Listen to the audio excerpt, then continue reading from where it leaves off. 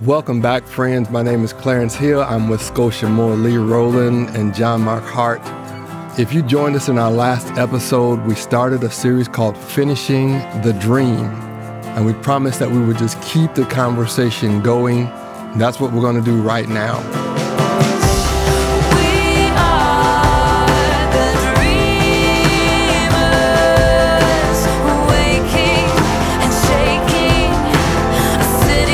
It is so important to talk about this dream that Dr. Martin Luther King cast, I believe, for the whole country, because most people will say that it's one of the most popular and famous speeches in all of the history of America. I believe Dr.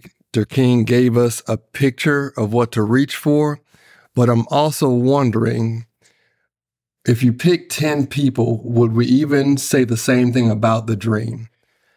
I listen to a lot of podcasts, or I listen to a lot of political pundits who talk about the challenges in society. And I am concerned that the ideas are so different. The left wing and the right wing seem to just stand absolutely opposed.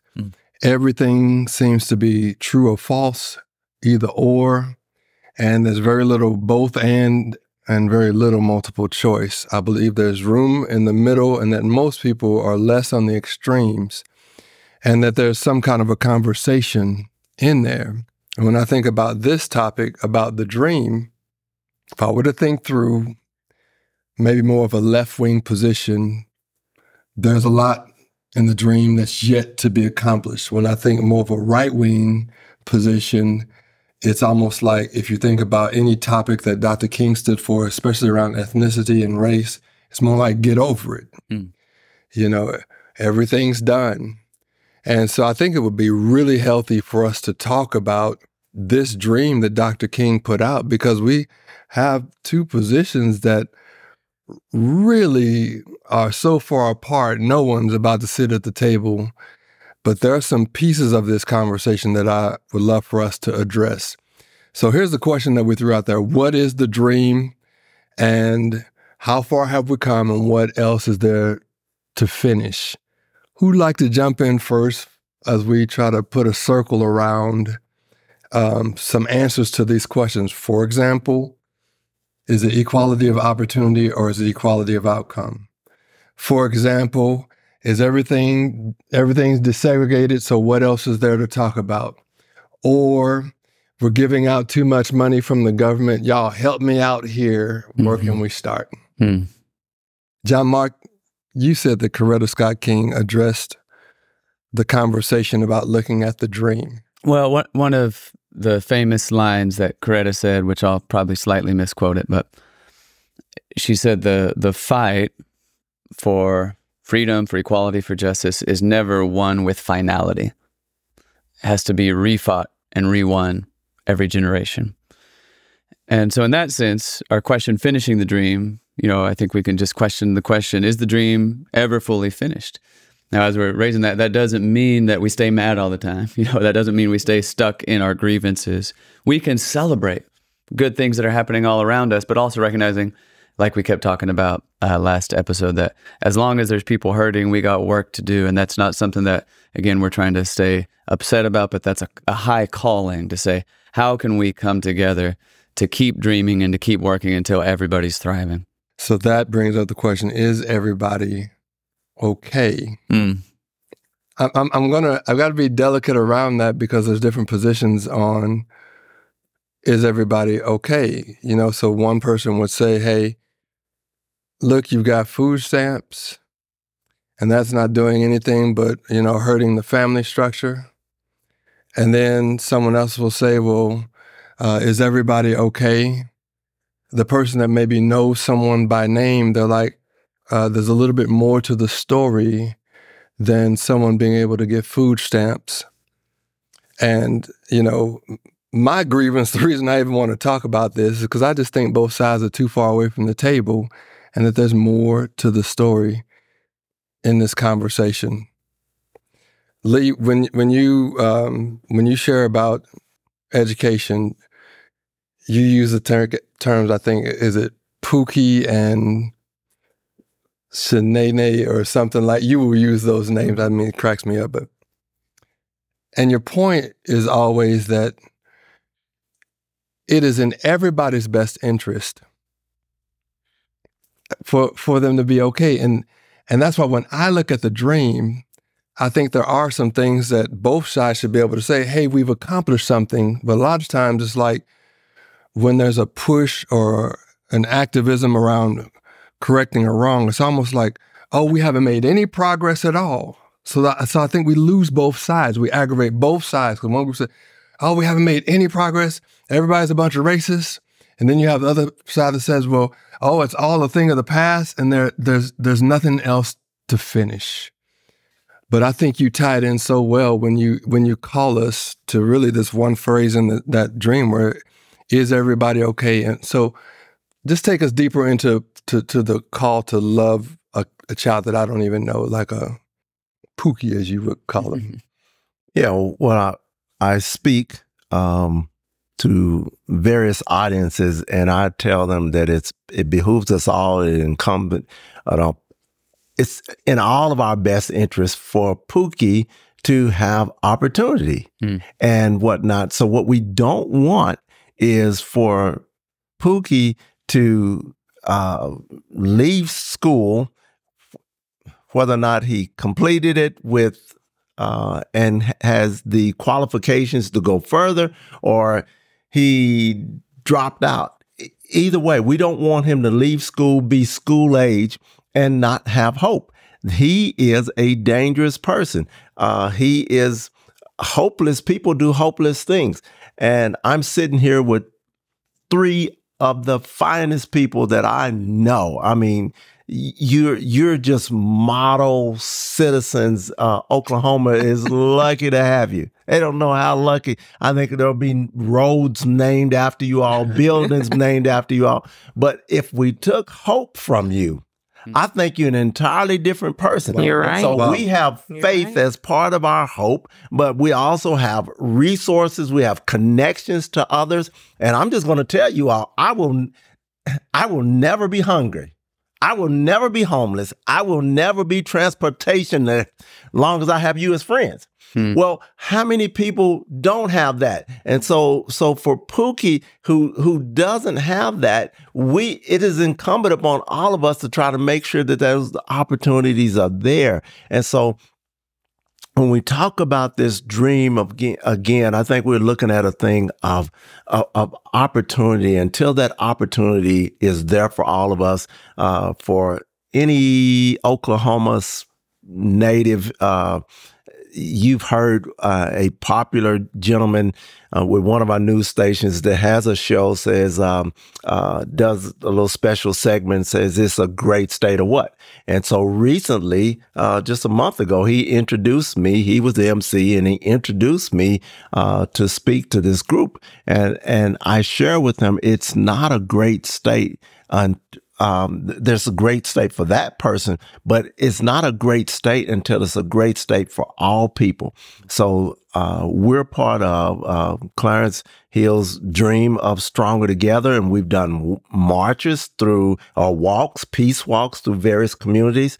I'm a part of another group who has meals, dinner table or breakfast, lunch meals in various parts of the community. And when we talk to those people and hear their stories, we're like, oh, we have a long ways to go, because that's the terrible thing. As we talked about a child of yours, the terrible thing is that those communities won't share their stories either through vulnerability or the latter. They don't think we care. And I think that's such a tragedy, a travesty, that a person is in pain, agony, and suffering. The rest of us could do something about it. We could lessen the pain, and they won't even share with us because they don't think we care. We talk about the Oklahoma Standard. We talk about it's a great state or what. We talk about we want to be a great country. I don't think we could be a great country as long as we have systems that are failing people, and especially when the system is unaware of what they're doing because the people won't even share. I need to ask what else is needed. I mean, because I spend a lot of time listening to people who are really active trying to make a change on both sides. And I can hear them asking, what else is needed? What else are we supposed to do? I mean, what else are we supposed to do? And I can hear someone arguing and saying, I can't help that Pookie doesn't have a family.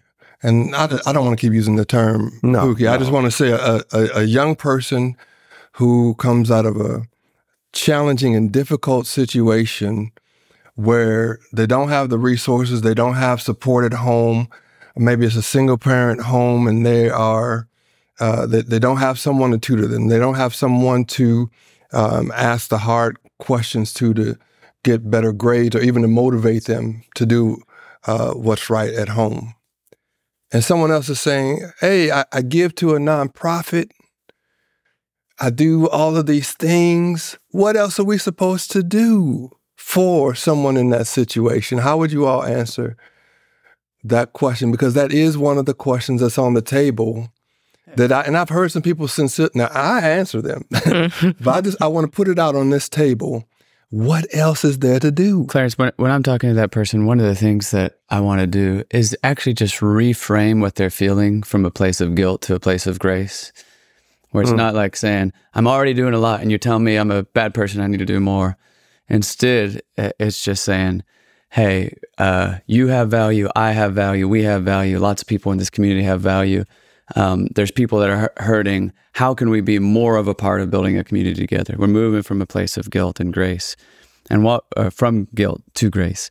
And while we're having that conversation, I think also back to where you started us today, talking about have we finished the dream or have we not finished the dream? Have we made a lot of progress, a little progress, no progress? I think we can reframe that too from the either or language to the both and just say, hey, what can we celebrate parts of this dream that we're living right now? Yeah. How are we living the dream? And what's the next part of the dream that we can work on together? Yeah. So it's going to always be both and we're not trying to heap shame on people, heap guilt on people, but we're trying to say, hey, we can celebrate. I'm a descendant of former slave owners who has been loved and welcomed in the community by a lot of descendants of former slaves, friends, mentors, co-workers, and that's a blessing to me and to my family every day. I want to celebrate that. But we know there's a lot of people in our community who aren't experiencing that reality. Yeah. That's the thing we can do. Keep creating those tables of brotherhood where people can sit down and find that kind of relationship. And we could keep kind of going down the list of the different things on this stream. The kids from every different background thriving. If anybody feels like all the kids are okay, it means that they only know a small percentage of the population, right? So the more that we create opportunities like what Lee was just referring to, the Justice Circle, they're literally inviting people to tables of brotherhood where people from different backgrounds can sit down and swap stories. And now when I know your kid's story and I've got a face to go with it, I start thinking, man, I want your kid to succeed just as much as I want my kid to succeed. And the schools in my zip code are great and the schools in your zip code are struggling. And now we can go to the difficult policy questions and the nonprofit questions and everything else from a heart that's in a different place, that's about grace and about let's celebrate where we live in the dream and let's say what's the next step to pursuing the dream, John Mark, that language is just so rich.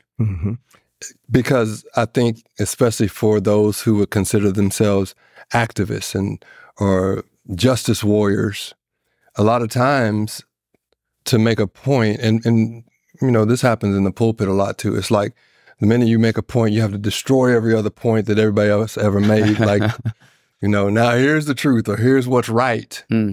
So I think one aspect of celebrating what is happening is true, but what you just said was actually an invitation.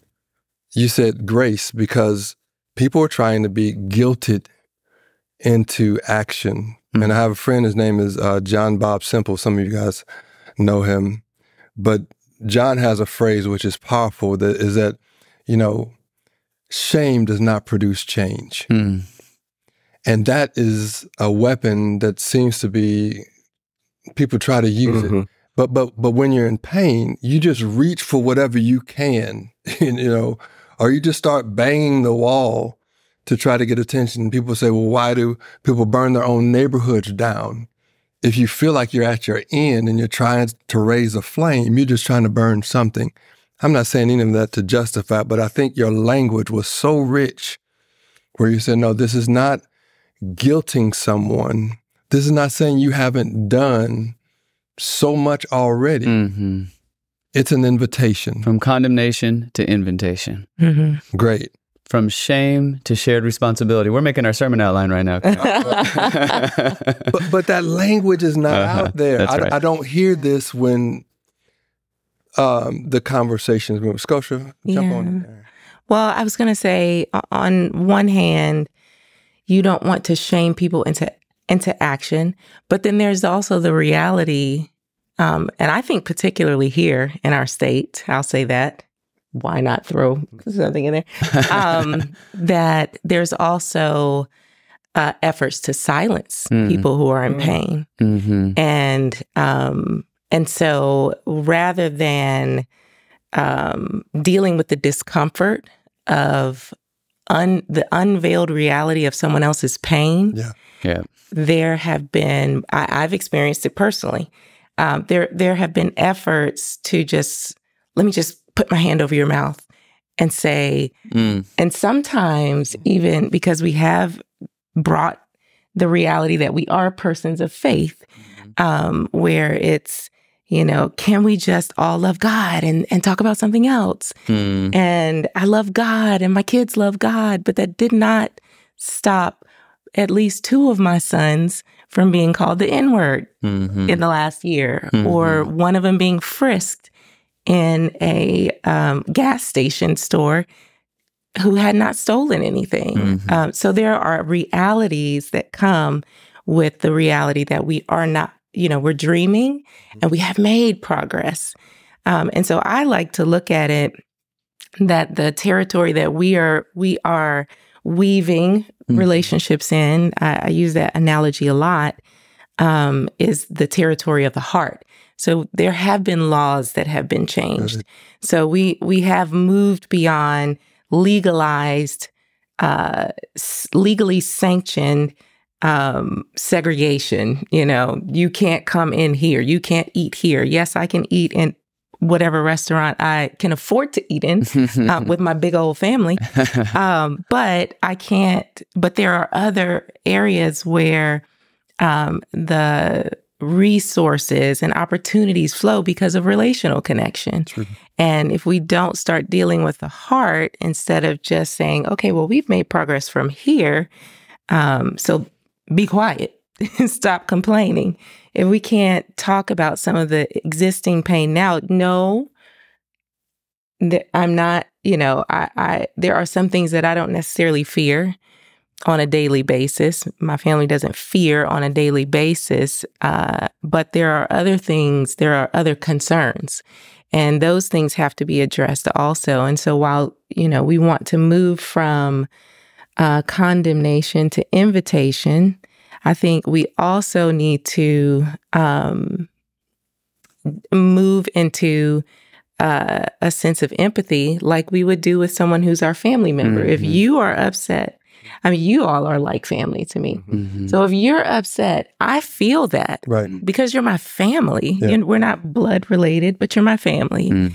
And so I feel your pain as if it were my own. And I want a solution to your pain as if it were my own. And until we can move into that way of operating as a community, I think that is a measure of how far we still have yet to go. And also the opportunity, the invitations that we are being given to step into one another's challenges. And those aren't things that you can legislate. That's a whole nother, you can't legislate empathy. That's right. So we have to move into some more emotional maturity and beyond just the law, what's legal and illegal, into care and concern and start making progress in that way. Because when we do that, we will function differently in the way we care for each other and what opportunities we make for each other and how we advocate for each other. And how much patience I'm going to have with you saying it the wrong way. My kids are brutally honest. Some of them are, and I can be brutally honest. But we love each other. My husband and I love each other. So if I'm saying something and I'm not saying it just the right way, we're still family. Like, we're still in this together. Yep.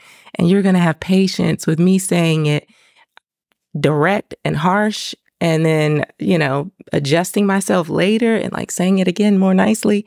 But we'll have space for that and grace for that. So the invitation to move toward grace is something we're all being invited into, regardless of what end of whatever spectrum you're on, political or economic or whatever. We can all enter into a sense of invitation to grace to one another.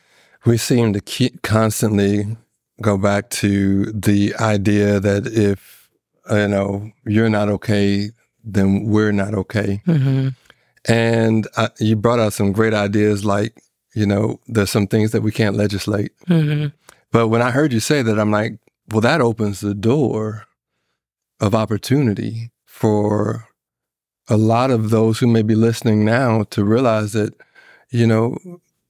maybe just introducing someone to a conversation that's outside of maybe their political position, that just, I'm not going to tell you what to think, but let's see what the empathy path will introduce or open up.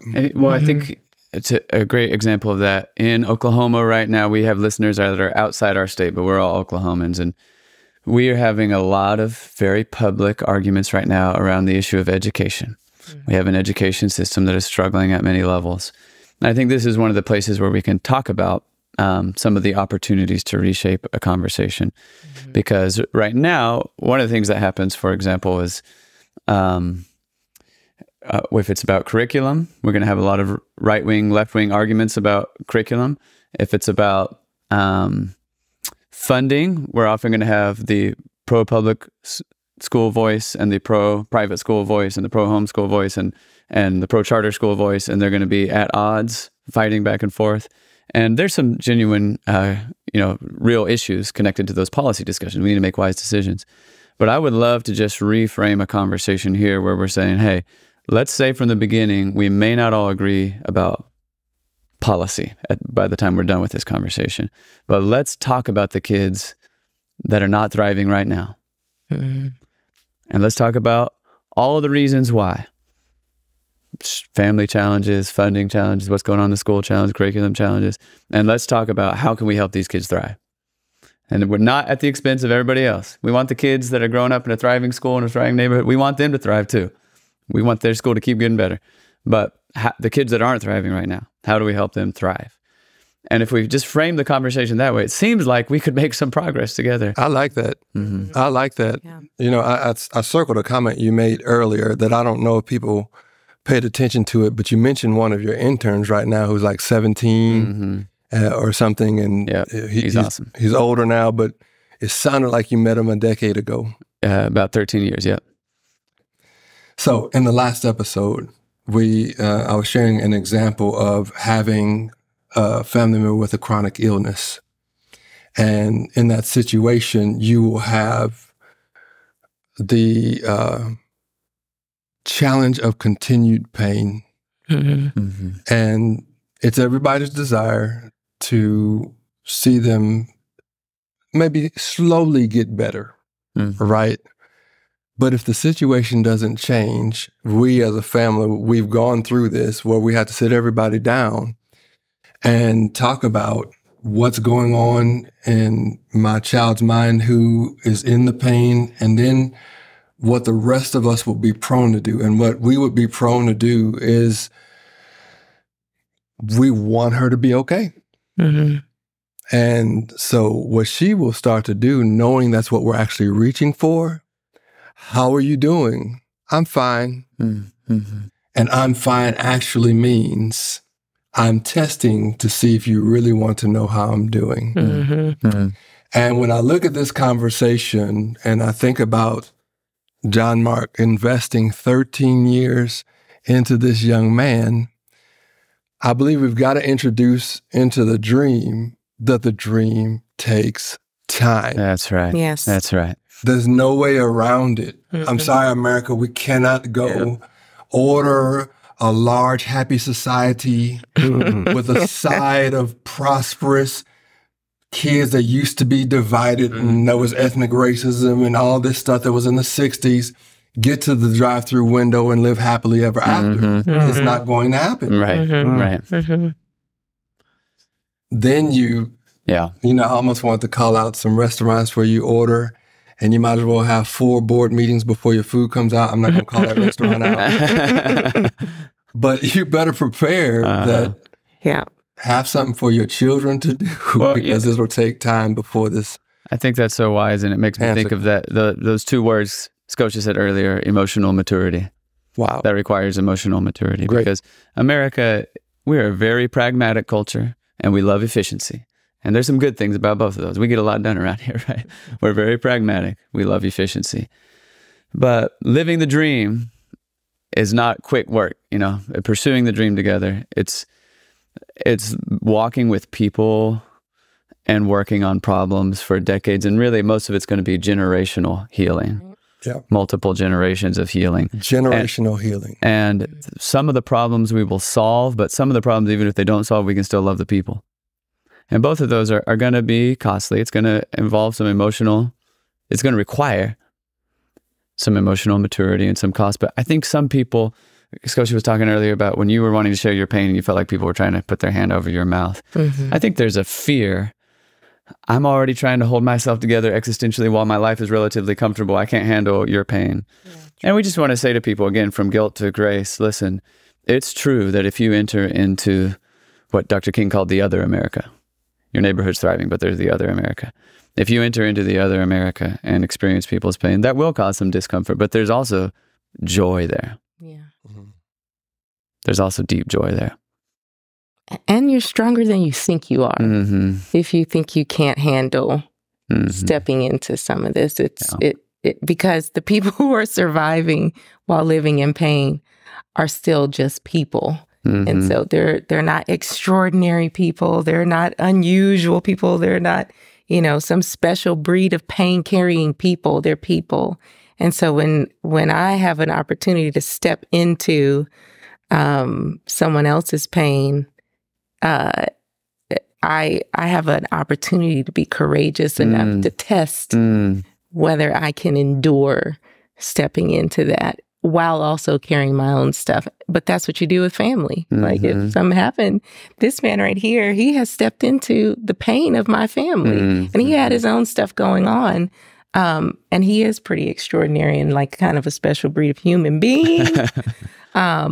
Wonderful, but he's also, you know, he's a man and he's a human, and he took some of his time and sacrificed that to serve someone else's need. And I that's why I feel like, and I think I sent a text to you. I don't even know if you remember it. So it was years and years, probably 7 years ago. And I said something along the lines of, you know, Martin Luther King made this kind of progress with the legal stuff. Like, what if it's our call to work on the heart stuff? And I don't know if you even remember that. It was years ago.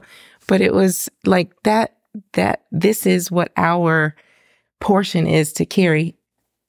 But it does overlap some of the legal stuff because we do see laws recurving back that are kind of reminiscent of some of those past laws. And our children will have to recurve back into what we're carrying right now and then carry their own piece. And that's why I feel like it's so important when we're talking about dreaming to include the next generation. Like they have to, if we are the ones who dream and talk and do these podcasts, and we don't bring our children into the room, then these dreams will die with us. And I'm not willing to work that hard to lose it. To me, when I heard you talk about being human and addressing these things, it's going to take longer. Isn't there a little bit of this that dehumanizes us or makes us to be less human when we walk past a situation and we don't want to hear the pain. So beyond just being encouraged and motivated, you can be stronger. You're stronger than you think. Get up again. You know, don't shut your ears to the cries. Hey, don't sing louder choir music when the Jews are being carried away to the concentration camps. You know, don't do what we would do to protect ourselves. Doesn't it just make us a little bit inhuman? Doesn't it just make us lose some of our soul? I mean, I hate to keep going back to my example like this, but, you know, to me, one of the best conversations we had as a family was to sit down and to give a voice to my baby who has the chronic pain. And I had to be the microphone for the first 10 minutes. And for most of the conversation, I had to say, because if she would have said it, she would feel like she's being weak and she's demanding too much of the family.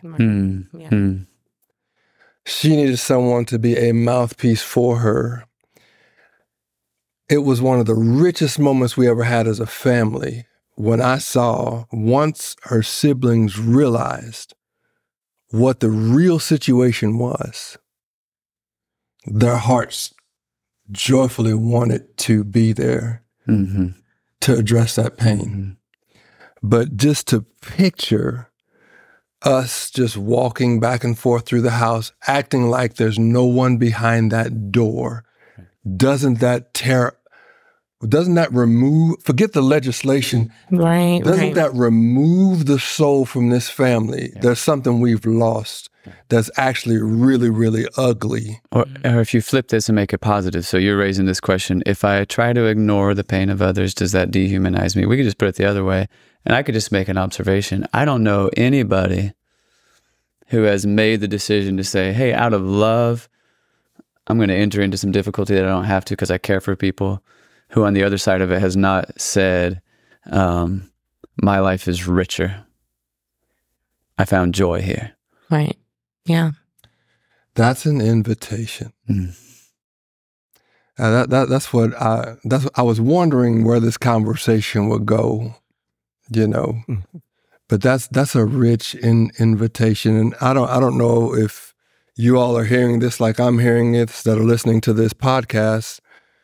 But this is almost a great place to land because we're going to finish our series and just start addressing some specific topics, because several of you that listen to this podcast, you're in these spaces. You might even be showing up at schools, or you've tried to have some conversations and maybe they failed and you maybe have gotten discouraged. But the fact that you're listening this long in this conversation means that you care about something. So we're going to get into some details. I just like where we've landed. I just think that John Mark, you just flipped the whole thing. You actually just said that one of us can be richer at what we do by not ignoring pain. We can step into something where, to me, once we come back to the table in these areas, we'll figure out the policies. That's what I think. Because I think out of 10 options, okay, 5 of them are great. There's going to be some trade-offs in there. There's going to be some wins and some losses. But if everybody's at the table deciding together, we can do something. But man, what happens? I think we're experiencing in America a loss of soul. I think you know, there's a lot of screaming about all the details, and I think we should consider have we lost our soul in some areas, not in addressing what's right and wrong, but in how we're even having the conversation. Lee, I'm going to throw it to you before we wrap this episode up, and we're going to jump right back into this series on the next podcast. But I see your wheels moving over there. So how does this land? You're the oldest one at this table. You worked 12 hours a day for 13 years. This wasn't just a sacrifice for you, it was a sacrifice for Wanda, because that was the price of the dream for you. I hate to be that readable. Man, There's fire coming out. I'm losing some of my cool. I thought it was cool. I think for me, a great place to end this segment would be, I was telling some of the best Sunday school podcast stuff happens before the podcast, before Sunday school, before church. And we were talking before the podcast, John Mark and I was telling him about my mom, who's 92 and will be 93 next month.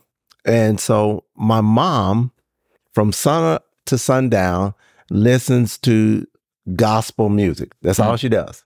Just listens to gospel music.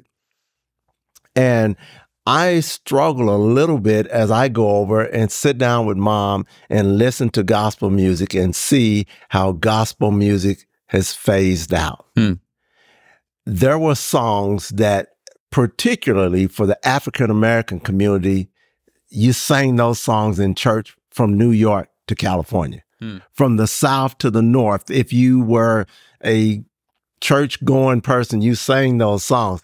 And so sometimes I have these emotions that are flowing through me that just almost kind of make me sad at times. But one of those songs was Search Me, Lord. And we can go north, south, east, west. And that song was sang, and that song said, search me, Lord, search me, Lord. If you find anything that shouldn't be, take it out and straighten me.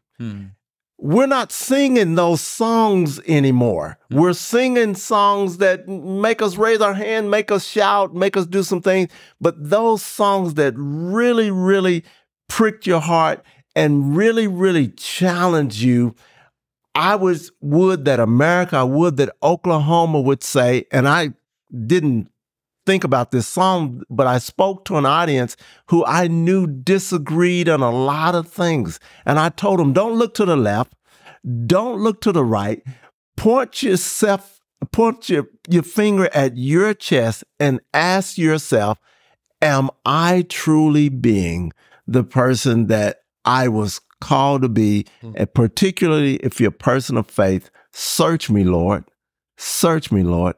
If you find anything that shouldn't be, take it out and straighten me. I think it'll make you a better husband, a better wife, a better sister, a better brother, a better Oklahoman, a better America. If you wanted whatever was in you, if you were pressing toward that mark, whatever is in you, I want you, doctor, to take it out of me. I think if we all looked at life that way, my goodness, what kind of community, what kind of